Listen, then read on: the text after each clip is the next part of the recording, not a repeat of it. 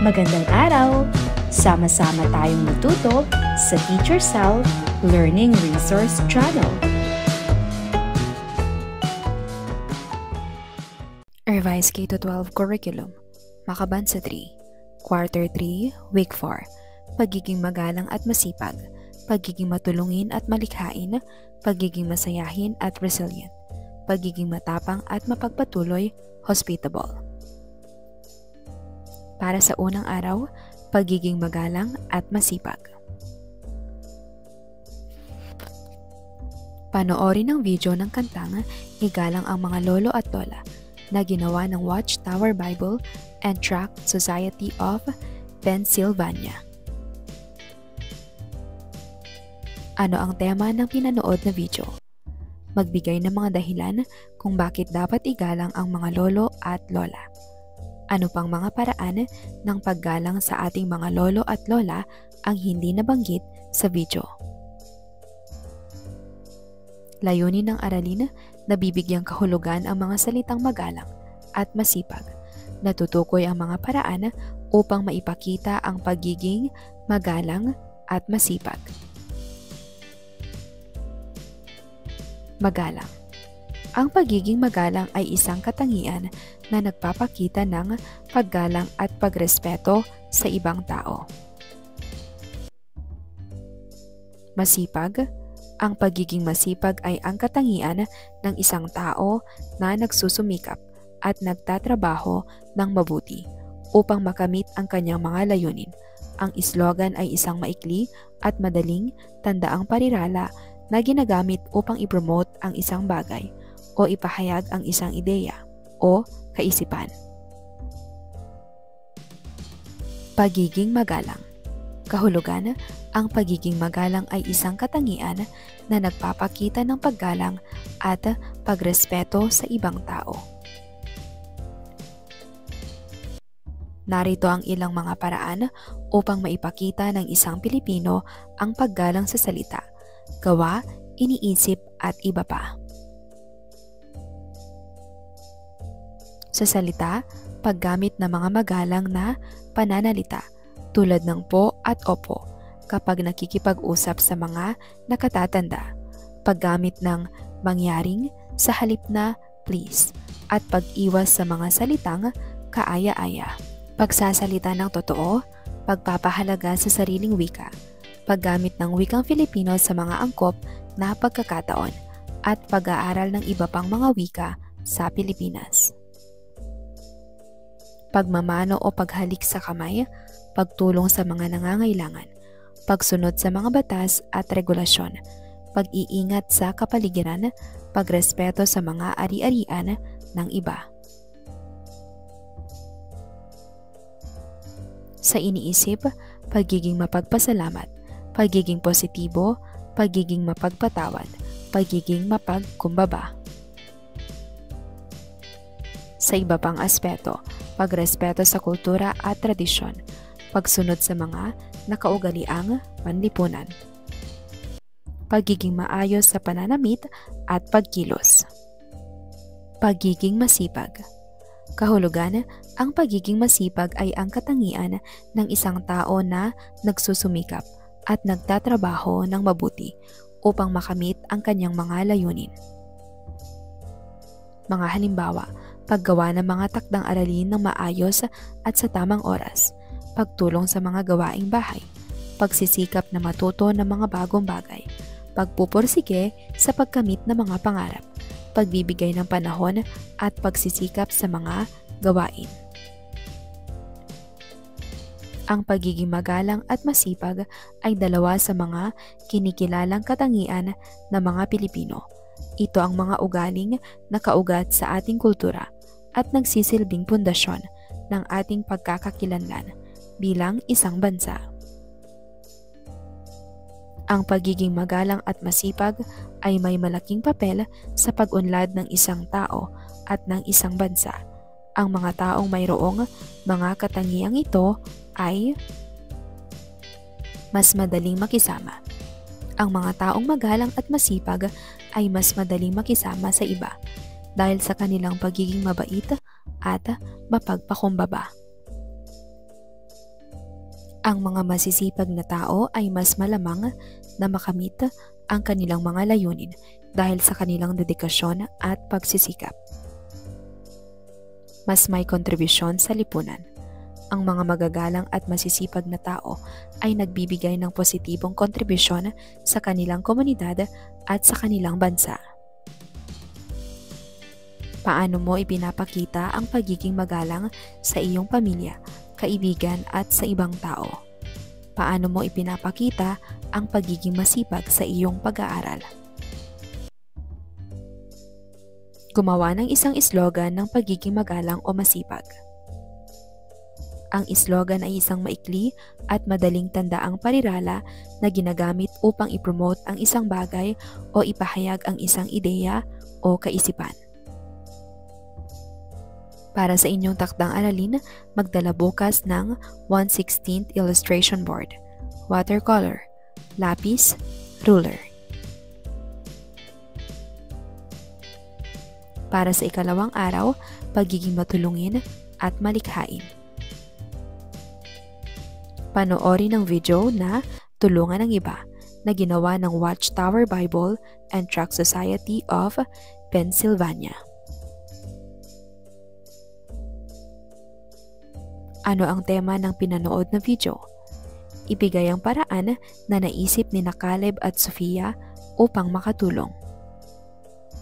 Dahil walang naipon si Caleb, ano ang mga gawain na maaari niyang gawin upang makatulong sa mga nasalanta ng sakuna? Layunin ng ating aralin na tutukoy ang mga paraan upang maipakita ang pagiging matulungin, bayanihan, malikhain. Napahahalagahan ang pagiging matulungin, bayanihan, malikhain. Bayanihan. Ang bayanihan ay isang natatanging katangiang Pilipino na naglalarawan ng kusang pagtutulungan ng mga tao upang makamit ang isang karaniwang layunin. Ito ay higit pa sa simpleng pagtulong sa kapwa. Ito ay isang pagpapakita ng pagkakaisa at pagmamalasakit sa komunidad. Panoorin ng music video na Bayanihan para sa Kapayapaan ni Sarah Geronimo. Ano ang tema ng pinunood na music video? Paano inilalarawan ng awit ang kahalagahan ng pagkakaisa sa pagkamit ng kapayapaan? Paano mo naiuugnay ang konsepto ng bayanihan sa tema ng kapayapaan? Ano ang papel ng bawat individual sa pagkamit ng kapayapaan ayon sa awit? Sa iyong palagay, bakit mahalagang isulong ang kapayapaan lalo na sa kasalukuyang panahon? Pagiging matulungin. Kahulugan. Ang pagiging matulungin ay tumutukoy sa pagiging handang tumulong sa iba nang walang hinihintay na kapalit. Ito ay isang katangian ng isang taong may malasakit sa kapwa at nagnanais na magbahagi ng kanyang oras, talento. Mga halimbawa, pagtulong sa mga nangangailangan tulad ng mga matatanda, mga bata at mga taong may kapansanan. Pagbibigay ng tulong sa mga biktima ng kalamidad. Pagbobolontaryo sa mga proyekto ng komunidad. Pagtulong sa mga kaklase o kasamahan sa trabaho. Pagbabahagi ng mga kaalaman at kasanayan sa iba. Bayanihan, ang espiritu ng pagkakaisa ng mga Pilipino. Ang bayanihan ay isang natatanging katangiang Pilipino na naglalarawan ng kusang pagtutulungan ng mga tao upang makamit ang isang karaniwang layunin. Ito ay higit pa sa simpleng pagtulong sa kapwa. Ito ay isang pagpapakita ng pagkakaisa at pagmamalasakit sa komunidad. Mga katangian na nauugnay sa bayanihan. Masipag. Ang mga taong nagpapakita ng bayanihan ay kadalasang masisipag. Nag-aambag sila ng kanilang oras at lakas upang maisakatuparan ang isang gawain. Mapagbigay. Ang bayanihan ay nagpapahiwatig ng pagiging bukas palad at handang magbahagi ng mga resources sa kapwa. Matulungin. Ang mga taong mayroong bayanihan ay laging handang tumulong sa mga nangangailangan, lalo na sa panahon ng krisis. Mahusay makisama. Ang bayanihan ay nangangailangan ng malakas na pagkikipag-ugnayan sa kapwa. Ang mga taong mayroong bayanihan ay madaling makisama at nakikipagtulungan sa iba. Mga halimbawa ng bayanihan: pagtulong sa paglipat ng bahay, pagsasagawa ng mga bayanihan sa panahon ng kalamidad, ang pagtutulungan upang maglinis at magtayo muli ng mga nasirang bahay at infrastruktura. Pag-oorganisa ng mga community pantry, ang pagbibigay ng libreng pagkain at iba pang mga pangunahing pangangailangan sa mga nangangailangan.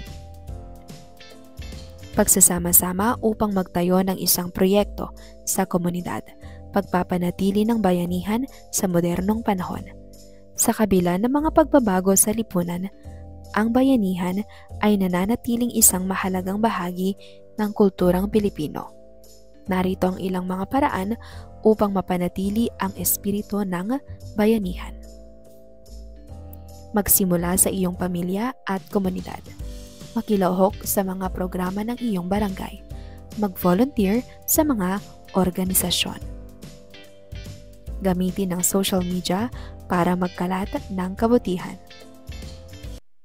Pagiging malikhain. Kahulugan. Ang pagiging malikhain ay ang kakayahang mag-isip ng mga bagong ideya, konsepto, at solusyon sa mga problema. Ito ay ang kakayahang mag-isip ng malaya at lumampas sa mga karaniwang paraan ng pag-iisip. Mga halimbawa: pagsusulat ng mga tula, kwento at kanta, pagpipinta, pagguhit at paglililok, pagsasayaw at pag-arte. Pag-iimbento ng mga bagong bagay o teknolohiya, paghahanap ng mga makabagong solusyon sa mga problema. Ang pagiging matulungin at malikhain ay dalawa sa mga natatanging katangian ng mga Pilipino na nagpapahayag ng ating pagkakakilanlan bilang isang bansa.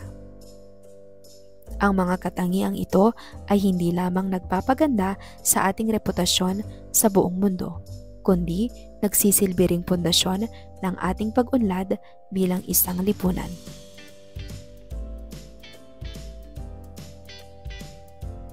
Paano mo na ipakikita ang iyong pagiging matulungin at malikhain sa iyong komunidad? Reflection Journal Entry Number 9.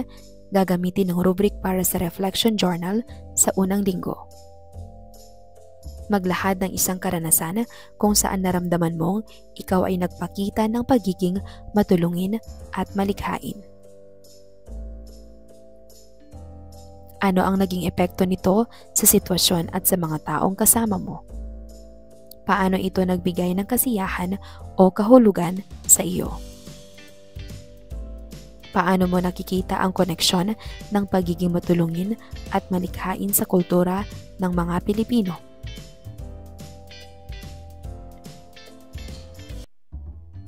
Para sa ikatlong araw, pagiging masayahin at resilient. Malakas na pagtawa. Paano gawin? Pumili ng isang nakakatawang video, kwento o memorya. Tumawa ng malakas hanggat kaya mo. Tawa ng bata. Isipin ang iyong sarili bilang isang bata na walang mga problema. Tumawa ng malakas na parang bata. Pagmasdan ang larawan. Ano ang nakikita nyo sa mga larawan?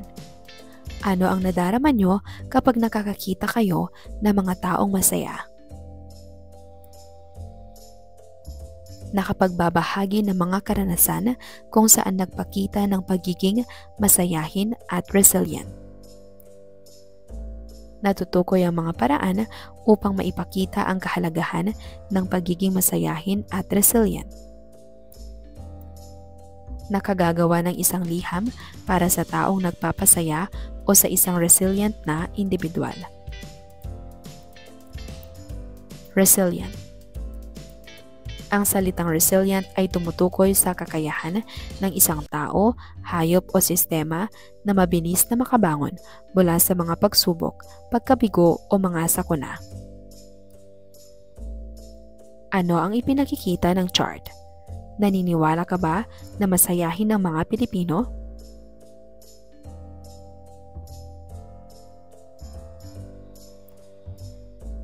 Maglahad ng mga pagkakataon o karanasang ikaw ay naging masaya. Ang pagiging masayahin ay isa sa mga kilalang katangian ng mga Pilipino. Sa kabila ng mga pagsubok na ating kinakaharap, mayroon tayong kakaibang kakayahan na ngumiti at mapagpasalamat sa mga simpleng bagay. Ang pagiging masayahin bilang isang depensa. Marahil ay isa sa mga dahilan kung bakit tayo masayahin ay dahil ito na rin ang naging depensa natin sa mga pagsubok. Sa kasaysayan, nakaranas ang Pilipinas ng maraming paghihirap mula sa kolonyalismo hanggang sa mga natural na kalamidad. Ngunit sa kabila ng lahat ng ito, nanatili tayong masayahin. Ang pagiging positibo ay naging isang paraan upang tayo ay makabangon at magpatuloy. Ang pagiging masayahin bilang panlipunang panangga. Ang pagiging masayahin ay nakakatulong din sa ating mga pakikipag-ugnayan sa ibang tao. Kapag tayo ay masaya, mas madali para sa atin na makisama sa iba at bumuo ng mga relasyon. Ang ating mga ngiti at tawa ay nagsisilbing tulay upang tayo ay magkaintindihan at magkaisa. Ang pagiging masayahin bilang pambansang identidad. Sa buong mundo, kilala ang mga Pilipino sa kanilang pagiging masayahin.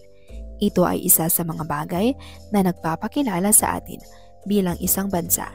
Ang ating pagiging masayahin ay isang bahagi ng ating kultura at tradisyon na dapat nating ipagmalaki.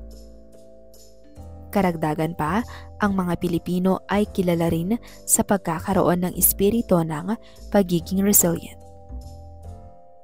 Ang resilient sa Tagalog ay maaaring isalin bilang matatag, matibay, mabilis makabangon, malakas ang loob. Ang salitang resilient ay tumutukoy sa kakayahan ng isang tao, hayop o sistema na mabilis na makabangon mula sa mga pagsubok, pagkabigo o mga sakuna. Ang mga Pilipino ay kilala sa buong mundo dahil sa kanilang resiliency o kakayahang makabangon mula sa mga pagsubok, lalo na sa panahon ng mga sakuna. Sa kabila ng madalas na pagtama ng mga bagyo, lindol at iba pang kalamidad, ang mga Pilipino ay nagpapakita ng hindi matatawarang katatagan at pagkakaisa. Narito ang ilang dahilan kung bakit napaka-resilient nating mga Pilipino. Bayanihan, positibong pananaw, malakas na pananampalataya, kakayahang mag-adapt. Ang resiliency ng mga Pilipino ay isang testamento sa ating lakas at pagkakaisa sa pamamagitan ng pagpapalakas ng ating mga komunidad at pagsuporta sa isa't isa.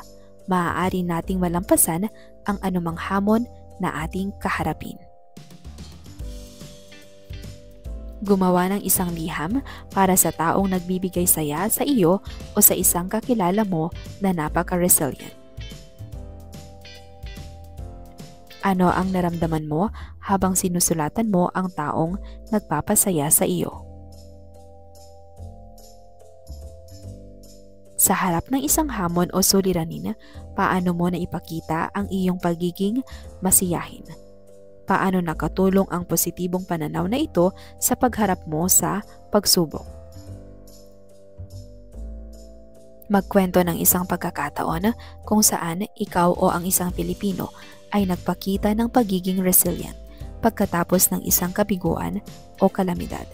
Ano ang naging pinakamahalagang aral na nakuha mo mula sa karanasang iyon? Sa tingin mo, paano nagiging kalakasan ng mga Pilipino ang pagiging masiyahin at resilient sa kabila ng maraming pagsubok.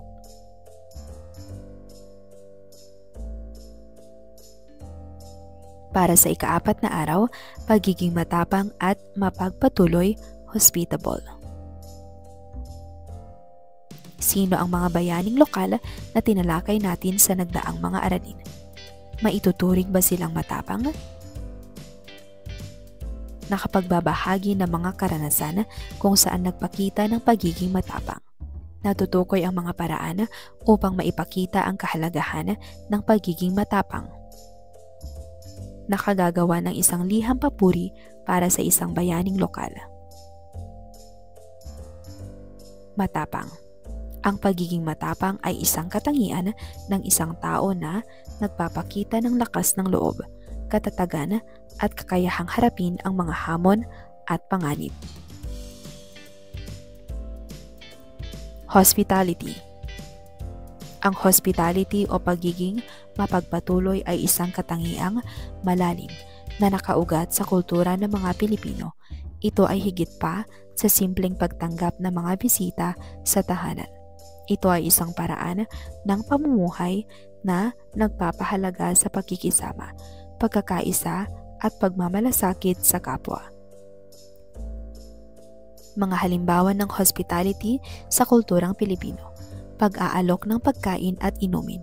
Ang pag-aalok ng pagkain at inumin sa mga bisita ay isang tanda ng paggalang at pagmamahal. Pagbibigay ng matutuluyan. Ang pagbibigay ng matutuluyan para sa bisita ay isang paraan ng pagpapakita ng pag-aalala sa kanilang kaginhawaan. Pagsama sa mga aktibidad. Ang pag-imbita sa mga bisita na sumali sa mga aktibidad ng pamilya o komunidad ay isang paraan ng pagpaparamdam sa kanila na kabilang sila. Isa pang katangian ng Pilipino ay ang katapangan. Ang katapangan ay isa sa mga pinakakilalang katangian ng mga Pilipino. Mula sa panahon ng mga ninuno hanggang sa kasalukuyan, patuloy na pinatutunayan ng mga Pilipino ang kanilang katapangan sa harap ng mga pagsubok at hamon. Bakit mahalaga ang katapangan? Ang katapangan ay nagbibigay daan sa atin upang harapin ng mga takot. Ang mga matatapang na tao ay hindi natatakot harapin ang kanilang mga takot. Magsakripisyo para sa iba. Ang mga bayani ay nagsasakripisyo ng kanilang sarili para sa kapakanan ng iba. Magtaguyod ng mga paniniwala. Ang mga matatapang na tao ay naninindigan sa kanilang mga paniniwala kahit na may mga pumipigil sa kanila. Malagpasan ng mga pagsubok. Ang katapangan ay nagbibigay sa atin ng lakas upang malampasan ang mga paghihirap. Paano natin mapapahalagahan ang katapangan ng mga Pilipino? Pag-aaral ng kasaysayan. Mahalagang malaman natin ang mga kwento ng ating mga bayani upang mas maintindihan natin ang kanilang mga sakripisyo. Pagpaparating ng pasasalamat. Maaari tayong magpasalamat sa mga bayani sa pamamagitan ng pagdalo sa mga pagdiriwang at pag-alala sa kanilang mga nagawa. Pagpapakita ng katapangan sa ating sariling buhay. Maaari nating tularan ang kanilang katapangan sa pamamagitan ng paghaharap sa mga hamon sa ating buhay. Pag-iwas sa mga negatibong impluwensya. Ang pag-iwas sa mga negatibong impluwensya ay makatutulong sa atin na maging mas positibo at matapang. Gumawa ng isang liham pasasalamat sa isang bayaning lokal o isang taong mapagpatuloy. Bakit mo pinasalamatan ang bayaning lokal na napili mo? Magbahagi ng isang sitwasyon kung saan naramdaman mong ikaw ay nagpakita ng katapangan. Ano ang kinailangan mong harapin? Takot, pagsubok, kalaban. Ano ang naging resulta ng iyong katapangan? Magkwento ng isang pagkakataon kung saan ikaw o ang inyong pamilya ay nagpakita ng pagiging mapagpatuloy sa isang panauhin, kapitbahay o kahit estranghero. Ano ang ginawa ninyo at paano ito nakatulong sa taong tinulungan o tinanggap ninyo? Ano ang pinaniniwalaan mong dahilan kung bakit kilala ang mga Pilipino sa buong mundo sa pagiging matapang at mapagpatuloy?